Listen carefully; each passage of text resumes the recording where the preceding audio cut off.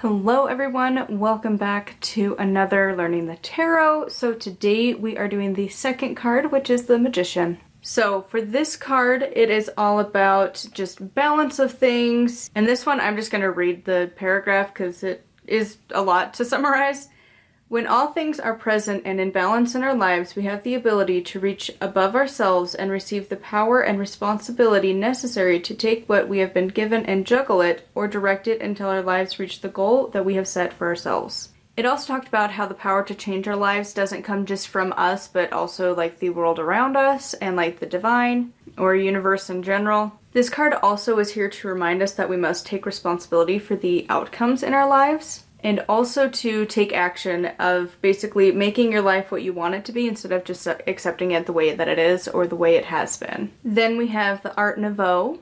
So in this deck, the Magician is calling on the energies of the universe to bring about his desires and to manifest them. Basically, whatever he imagines will happen. Again, as above, so below, divine and earthly creation in perfect union. Then we have the Enchanted Forest. Again, they like to rename their cards, so instead of the Magician, this is called the Enchanter. And their wording is just so perfect, so I'm just going to read this part. The Enchanter observes everything that happens in the forest, and he influences it, manipulates it, meddles, and brings the elements together to create situations he deems beneficial.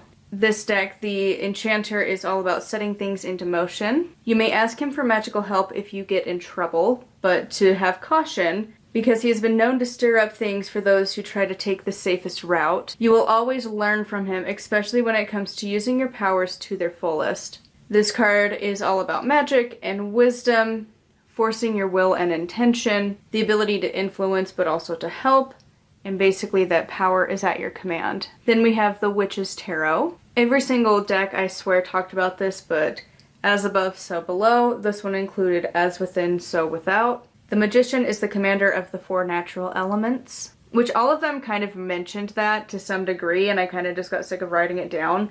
But yeah, all of them talked about like the four elements. Mostly they talked about like in the details of the card, so I didn't really include that, because I don't want my notes too specifically tied to these decks, but all of them pretty much mentioned that, like, he's holding a staff, he's got a cup, he's got this, he's got that, so there's a lot of that reference. I just didn't really include it too much. He makes his magic through the sheer force of his will, intimately connected to and has a strong working relationship with the elementals and the awesome powers of the natural world. Tap into your own magic to find the answers that you seek. Work in balance with the elements and nature to create your magic and bring about positive change. Magic is all around you. This card encourages you to seek it out. Be confident and look within as well as without. In the Hermetic principles of the universe, this one rules over the principle of correspondence, and to basically use that and all the resources you have at your disposal wisely. Again, some of the decks have reversed meanings and some don't. This one does. Reversed, this means there is a lack of confidence. There is poor communication with others, and you might have manipulative magic. Then we have the Dream Raven Tarot. This talks about how you have the tools necessary to be succeeding in your dreams or achieving your dreams. It's about creation. This card is a guide and teacher instilling the art of creating something from seemingly nothing. It also shows you how to utilize these tools, switching from one to another in a magical flash.